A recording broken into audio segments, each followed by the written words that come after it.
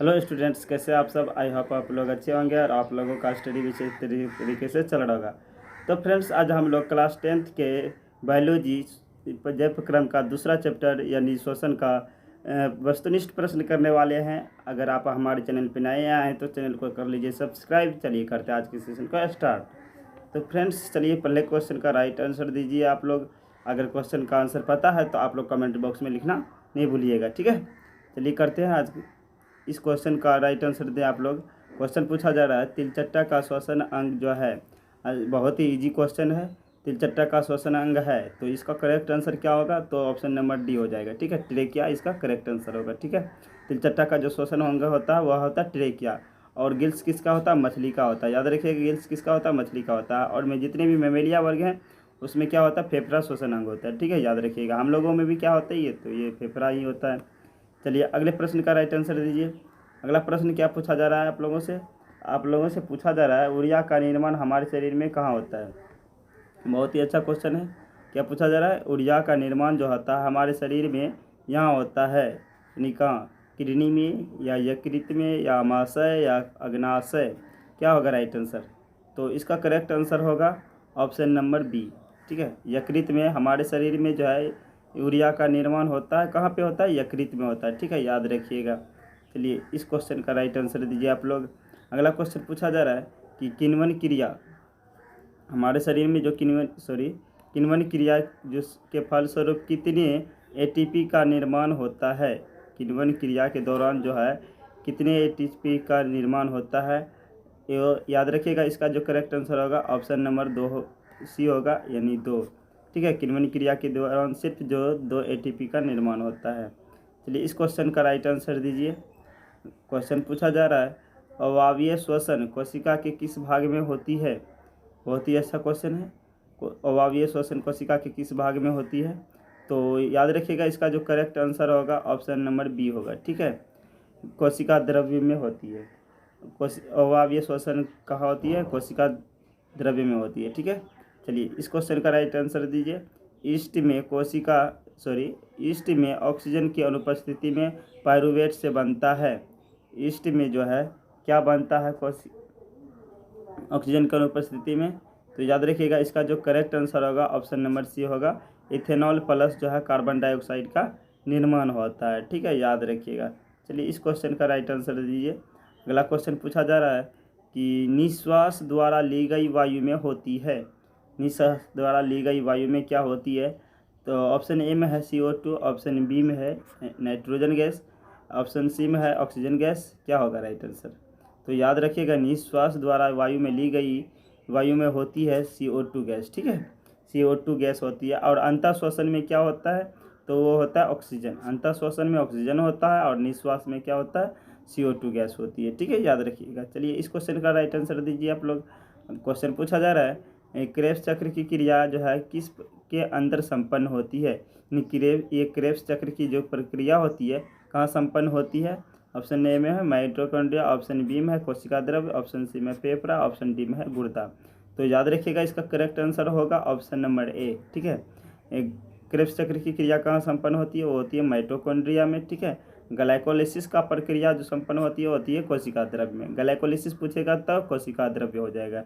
चलिए इसको अगले क्वेश्चन का राइट आंसर दीजिए आप लोग। अगला क्वेश्चन है, मनुष्य में दायां फेफड़ा कितने पिंडों में विभाजित होती है?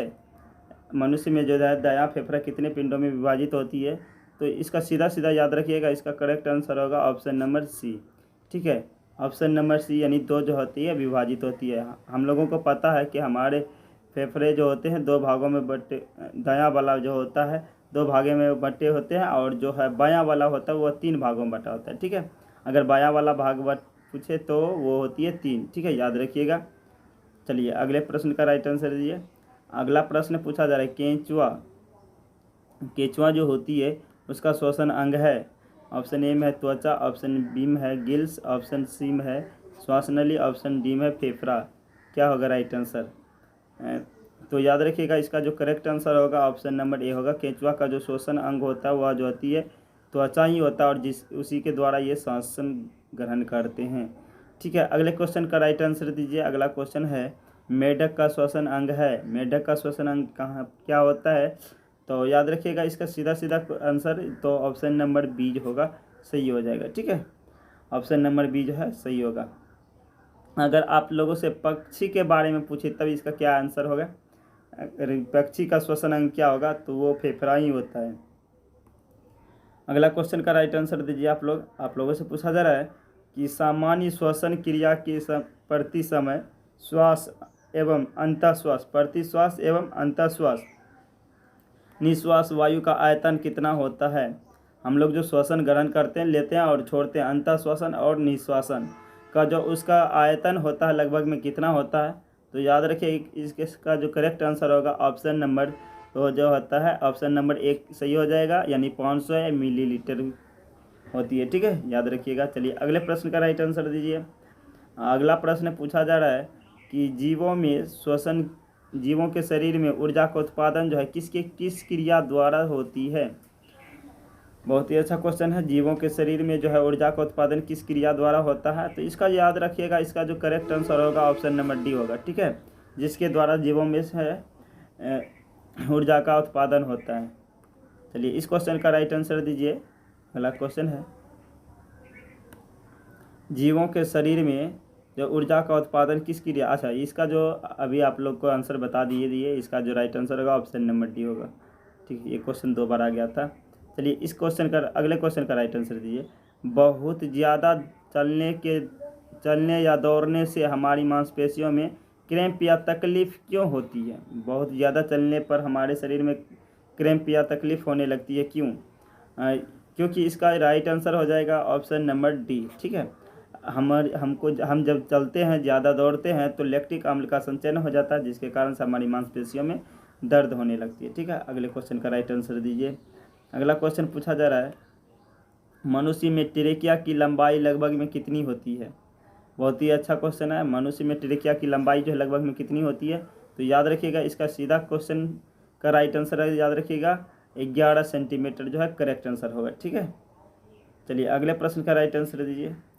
अगला प्रश्न पूछा जा रहा है पाइरूवेट का पूर्ण ऑक्सीकरण कहाँ पे होता है। हमारे शरीर में पाइरूवेट का जो है ऑक्सीकरण होता है वह पूर्ण कहाँ पे होता है, तो याद रखिएगा इसका जो करेक्ट आंसर होगा ऑप्शन नंबर सी होगा, माइटोकॉन्ड्रिया। ठीक है, माइटोकॉन्ड्रिया में क्या होती है, पाइरूवेट का पूर्ण ऑक्सीकरण होता है।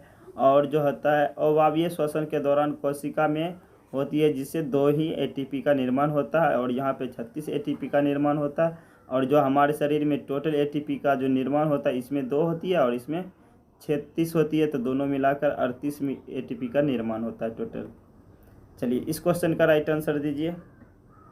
अच्छा कुछ क्वेश्चन ढका हुआ है,